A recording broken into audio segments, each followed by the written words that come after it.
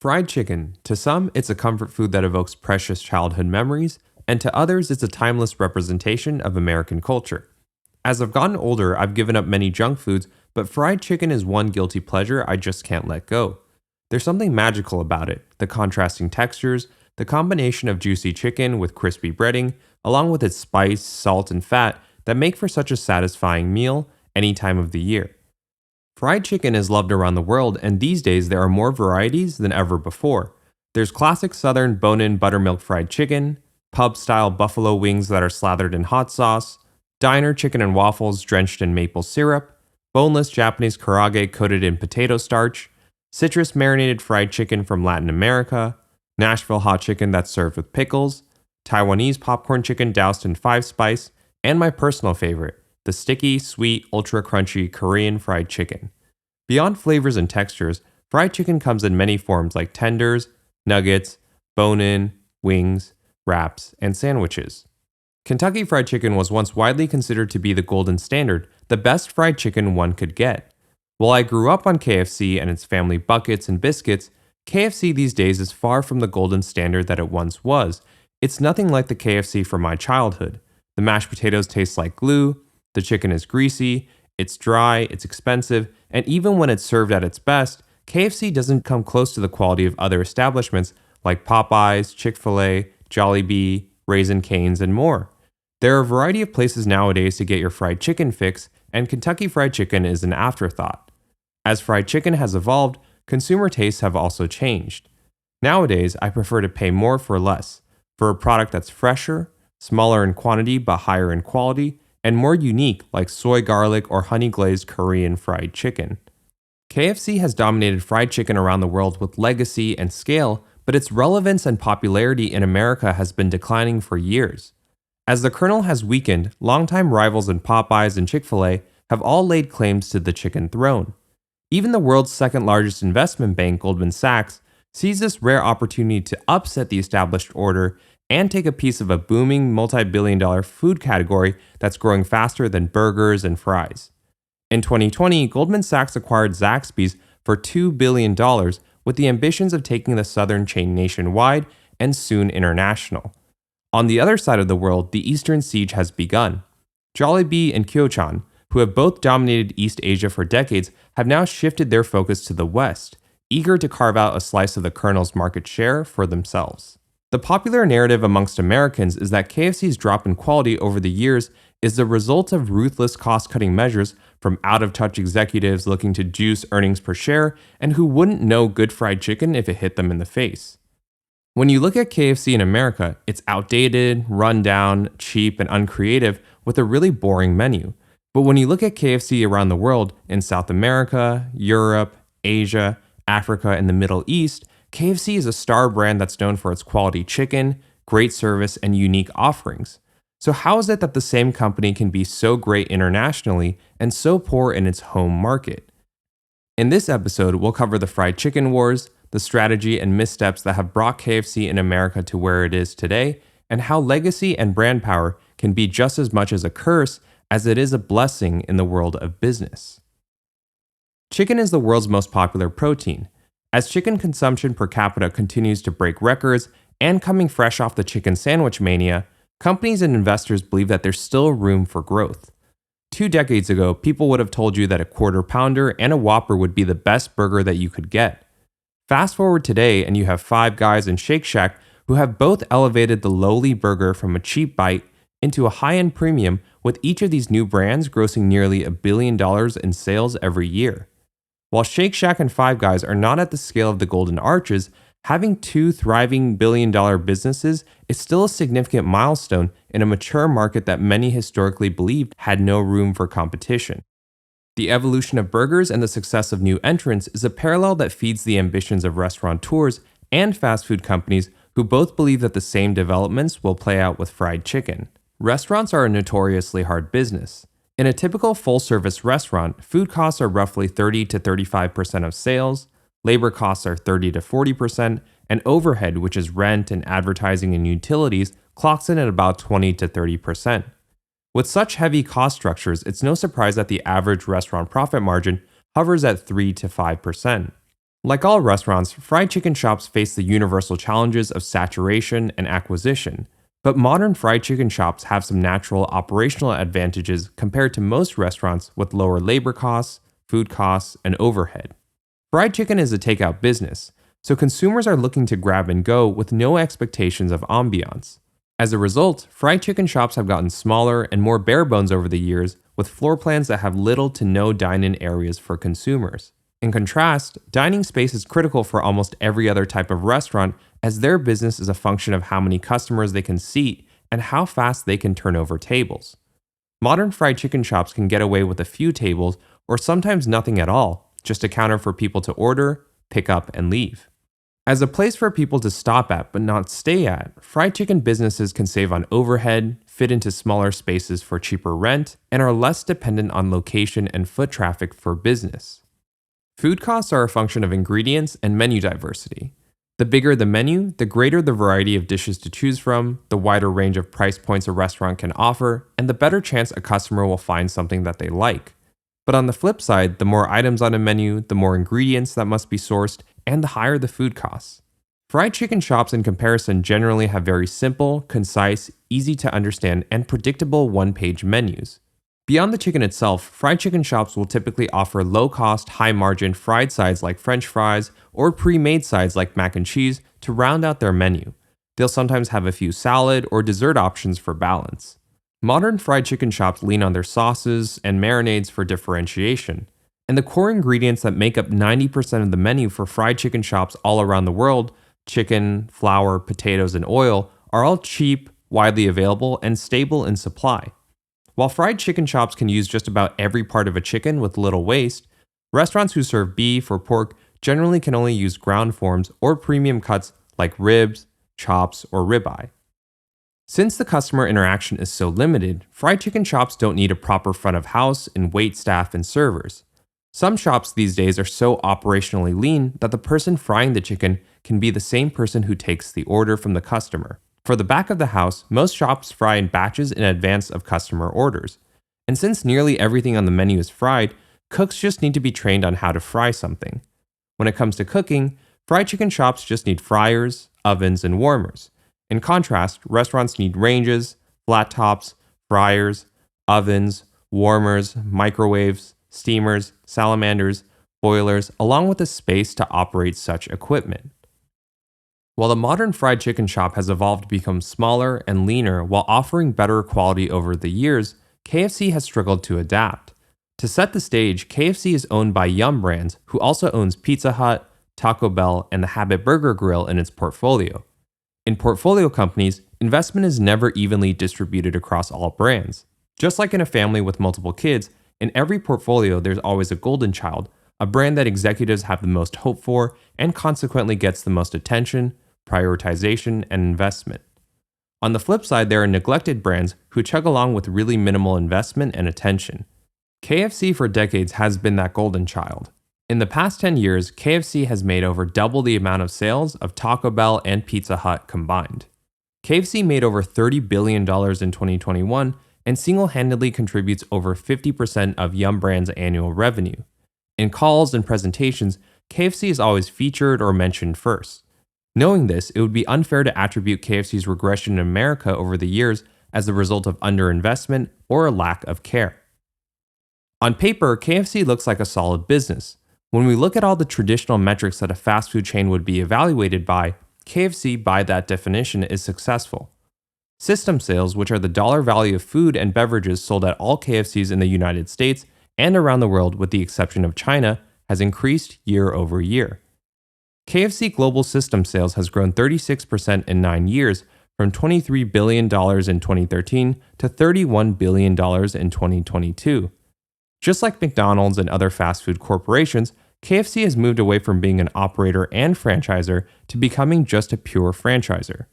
By operating fewer stores, KFC gives up any sales upside in exchange for franchise fees, which are a lower but more stable form of recurring revenue. Franchise fees are made up of two components, the first being one-time, fixed, upfront payments that franchisees must pay upfront for the right to operate a store and whenever they renew or transfer those rights to someone else. These one-time fees range from thousands to tens of thousands of dollars. The second and more lucrative fee for KFC is the royalty. Every month, franchisees have to pay up 4 to 6% of their gross sales or a fixed minimum, whichever is greater. Under this pure franchisor strategy, KFC reduces its own overhead and places all the operating risk on its franchisees. In 2013, 9 out of every 10 KFC stores were franchised. As of 2022, 99% of all KFC stores around the world have been franchised.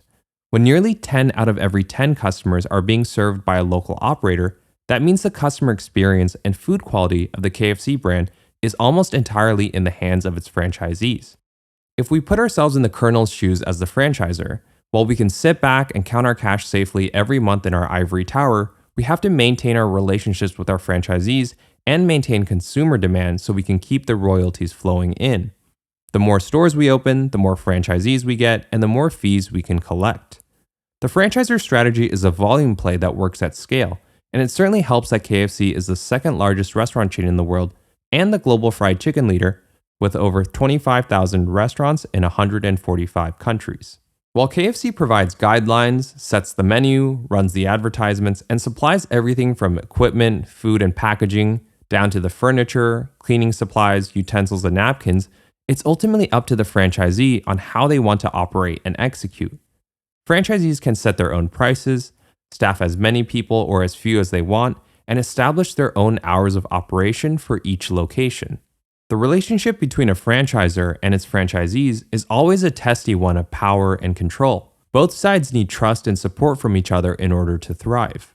But when they don't get along, things can get nasty. And when 99% of stores are franchised like they are with KFC, the power dynamics naturally shift away from corporate and towards the favor of the franchisees. When we break down KFC's revenue over the years, we can see the powerful results from its franchisor strategy. Back in 2013, franchise fees accounted for 28% of revenue, while sales from locations that KFC directly operated accounted for 72% of revenue. By 2022, these two revenue streams have flipped, with franchise fees representing 56% of revenue and self-operated store sales accounting for 21%. This same inflection point can be seen when graphed by dollar value, where KFC franchise fees have grown from $800 million to $1.5 billion, and self-operated sales have decreased from $2 billion down to $600 million over the same time frame. In the same period, KFC's annual operating margin with less overhead has improved significantly, almost doubling from 23% to 42%. As KFC has opened and franchised more stores worldwide, food and beverage at franchise locations have also grown over the years. System sales at franchised KFCs have grown from $20 billion in 2013 to $30 billion in 2022. At the same time, KFC has successfully demanded a higher cut over the years from its franchisees. In 2013, a KFC franchise paid out on average 4% royalty. Fast forward 9 years, and the average KFC franchise now pays out a little over 5%, which is a sign of brand and franchisor strength. Along the way, KFC has doubled its stores worldwide, going from 13,000 locations in 2013 to over 26,000 locations in 2022.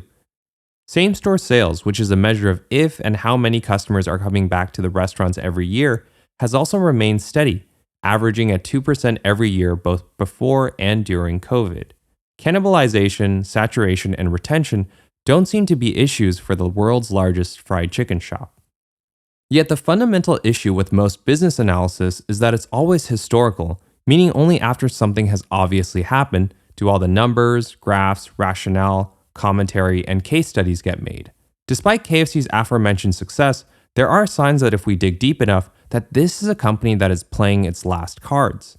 Instead of addressing the declining consumer popularity, loyalty, and sentiment in America, KFC these days looks overseas to replace the churn at home. The company focuses on international expansion while doing just the bare minimum domestically to stay relevant. The only viable strategy that KFC has is to leverage its brand equity in the areas of the world where it's still worth something, and those places are overseas markets that its competitors haven't reached and where the Colonel's legacy remains intact. While KFC is happy to invest in localization, build beautiful international stores that have massive, comfortable dining areas that are designed to encourage consumers to stay as long as possible, and compete on quality by constantly releasing new and creative menu items, the company makes no effort to do the same in the United States. KFC stores in America are old, rundown buildings with inferior dining spaces that look cheap and feel uncomfortable.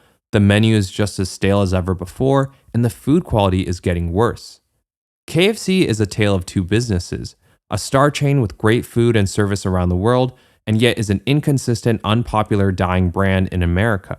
While KFC languishes in America but thrives overseas, its executives don't seem to realize the reality that success from first mover advantage, legacy, and capital is always short lived, especially in a high growth food category like fried chicken, where it's no longer the brand that dictates quality. In the years leading up to 2015, KFC in America had hit rock bottom. Fried foods had become public enemy number 2 behind soda. The company had just resolved a high-profile dispute with its franchisees over the brand's failed healthy repositioning and grilled chicken offerings. Customers became confused, grilled chicken failed to sell, and sales plummeted, and franchisees all rallied together to stop what they saw as an act of self-sabotage and to raise the heat on the executive team. Like many other fast food brands in the early and mid-2010s, KFC was caught in an external identity crisis and internal strife, attempting to keep the peace at home with its franchisees. As a result, revenue, system sales, and operating profit all stagnated between 2013 and 2015. While the future looked uncertain at home, KFC continually told its investors that the company had two main strategies. One was to transition to franchise-led growth, and two was to become the fried chicken leader in emerging international markets. Between 2013 to 2015, KFC in the US launched dud after dud, like the Colonel's Original Sandwich, which was just a boneless tender placed on a Hawaiian roll, the Original Recipe and Hot Shot Bites, which was just a cross between a nugget and a tender, KFC Go Cups to make it easier for people to eat in their cars, Bucket Kids Meal, which was just a repackaging of the kids meal into a bucket form, and the Loaded Potato Bowl, which just added a different sauce and green onions on an existing core menu item. Unsurprisingly, these items failed to inspire sales, and KFC had no highlights to celebrate about its domestic operations during this 3-year stretch. Instead, executives focused on KFC's international success for 3 straight years, talking up its overseas achievements like 40% sales growth year over year in Russia and double-digit growth in Africa and Thailand. The thing is though, by 2015, 92% of KFCs in the world were already franchised, and Americans only accounted for 24% of KFC's sales. 70% of all KFC stores at this time were already located outside of the United States. So international expansion and franchise-led growth were not some new goals for KFC. These were initiatives that the company had already been doing for decades. To continuously restate the potential of overseas growth and the importance of international sales year over year just shows how little was going right for KFC in America. In 2016, KFC unveiled a grand turnaround plan that it called the re-colonelization to win back customers at home in the United States. The company unveiled this plan at a major media event in New York City as a part of a, quote, public recommitment to the standards set forth by founder Colonel Harlan Sanders. Coming off a string of viral, embarrassing incidents that had the American public openly questioning the sanitation and standards of KFC, like mutant chickens and deep-fried rats, the company had decided that enough was enough. In the eyes of KFC, its American franchisees had failed to live up to their end of the bargain with years of neglect and sloppiness. Perhaps it was corporate complacency, too much focus on international expansion over the domestic business, or laziness from franchisees, or potentially all of the above. Whatever the case was, it was obvious to everyone that KFC in America was and had been operating at below acceptable standards for years, and that had to change. KFC wanted to get back to competing on quality as a way to make up for all the ground that it had lost to its national rivals and Chick-fil-A, Popeyes, Raising Cane's, and even to regional challengers like Bojangles, Zaxby's, and Church's. KFC cracked the whip on its franchisees, using this public event as a way to restore food quality, operator discipline, and consumer confidence. KFC temporarily shut down all their stores nationwide, created a mandatory chicken mastery certification program for its franchisees, and retrained all 20,000 of its operators on how to cook, quote, the way the Colonel intended, showing just how far and how wide the standards had fallen in America. These were highly publicized and aggressive steps that placed the blame of KFC's downfall on its operators, but KFC was just as much to blame for letting franchisees operate so poorly for so long in America. Yet KFC had its hands tied. There's only so much they could push before the franchisees would revolt like they did back in 2011. So to enforce this new focus on quality, KFC looked to the public to hold franchisees accountable with the new Colonel Quality Taste Guarantee. This new worldwide policy stated that anytime a customer was unsatisfied with their meal, that KFC store, and by extension, that franchisee, would have to remake that portion out of their own pocket. As part of the plan, KFC also committed to renovating its stores in the US into American showrooms, sleek, modern, eye-catching, bright red and white striped exteriors with vintage interiors. When it came to marketing, the company went back to its tried and trusted roots, relying once again on legacy and nostalgia, bringing back the Colonel as the mascot, along with the Always Original and Finger Lickin' Good campaigns. The reintroduction of the $5 fill-up boxes and $20 family buckets were commercial successes, reinforcing value in the mind of consumers. KFC is not better than Chick-fil-A or Popeyes, but it's a lot cheaper and more bang for your buck. The wins continued for KFC throughout 2016 with the launch of Nashville Hot and Georgia Gold. These new menu items were not only significant in breathing new life into the brand, but also in their design and symbolism. These new flavors and dishes were a major departure from the iconic 11 herbs and spices that KFC had conservatively clung onto throughout its existence. This newfound momentum in the United States and the continued international success in emerging markets propelled KFC to new records in 2016. Same-store sales grew to 3% in 2016, and the KFC US business surged back to $5.5 billion in gross sales. But this would turn out to be no more than a one-year wonder. Hidden behind these top-line successes is that in the United States, KFC had been closing over 100 stores every year for nearly a decade. While the new offerings and stronger marketing had improved the overall brand, there was just never enough demand to go around. KFC stores were shuttering, and the local demand for fried chicken in America was continually and swiftly replaced with Chick-fil-A, Popeyes, and other independent shops. Yet in 2017, KFC had reason to be optimistic about its US business based on 2016. The company believed that it had finally cleaned up its act and could now compete on quality with its rivals as a trendsetter. With high hopes, KFC launched their original hand-breaded Zinger sandwich with the ambition of conquering the chicken sandwich category. KFC spared no expense in marketing the Zinger, literally launching the sandwich into space and auctioning off a 400-year-old meteorite for virality. While the Zinger was an international hit, it failed to catch on with Americans. Company executives were probably crushed 2 years later when Popeyes came out with its own chicken sandwich in 2019, and that turned into the mainstream hit that KFC had so desperately hoped the Zinger would be. At the same time, KFC's international business continued to overperform in emerging markets like Brazil, where KFC grew an astounding 18% in same-store sales. In Russia, where KFC opened 1,000 new stores in a single year, they experienced 33% sales growth year over year. And at this point in 2017, KFC's international business already accounted for nearly 90% of the company's profits, and the US business was already well on its way to becoming an afterthought. The United States, which historically contributed the most and nearly a quarter of KFC's overall sales up to 2016, had actually devalued over time, dropping as low as 16% by 2019.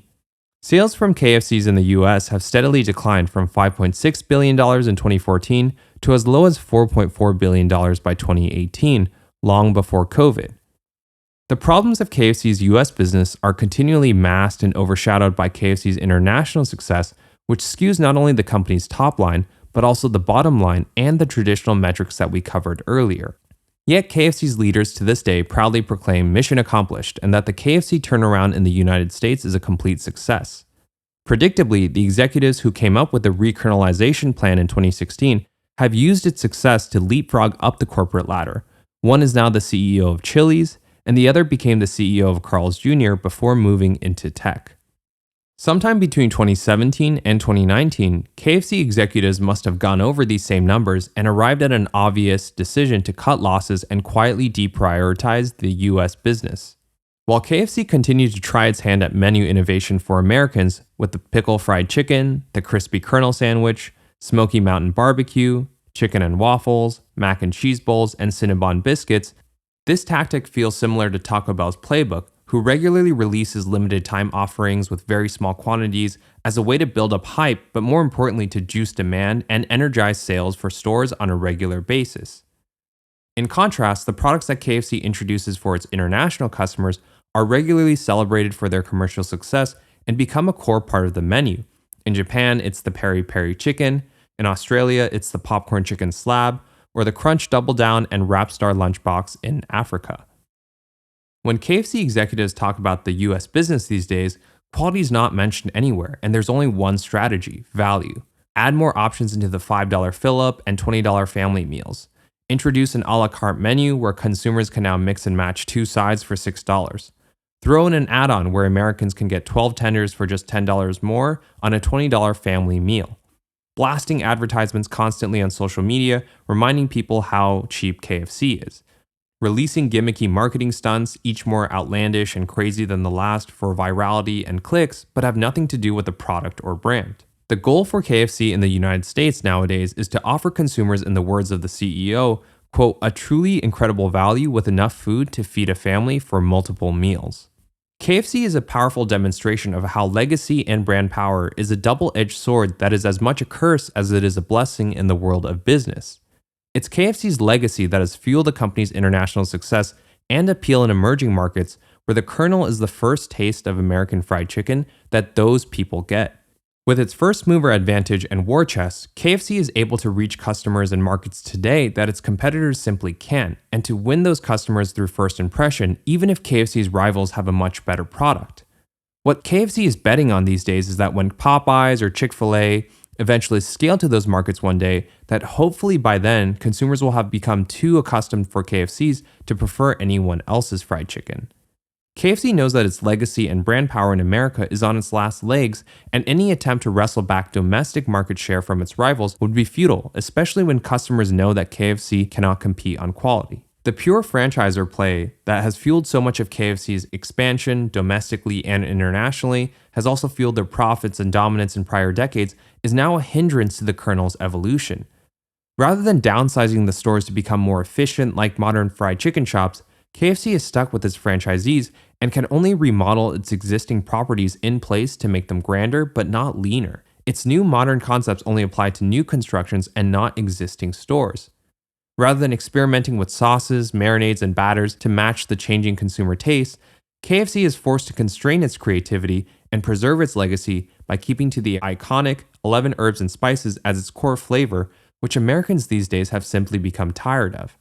And there's a case to be made that those international emerging markets where people love KFC, that over the decades, they will begin to also tune their own taste and potentially prefer other brands.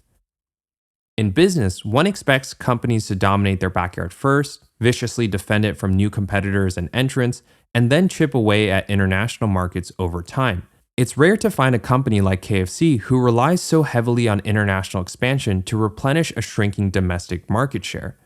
There's great irony that the United States, which has the greatest fried chicken consumption and serves as the birthplace of Kentucky Fried Chicken, is now KFC's weakest market with the most competition and lowest ceiling.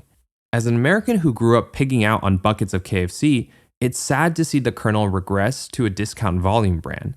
Businesses, like humans, must adapt or die. For KFC in America, adaptation came too little, too late.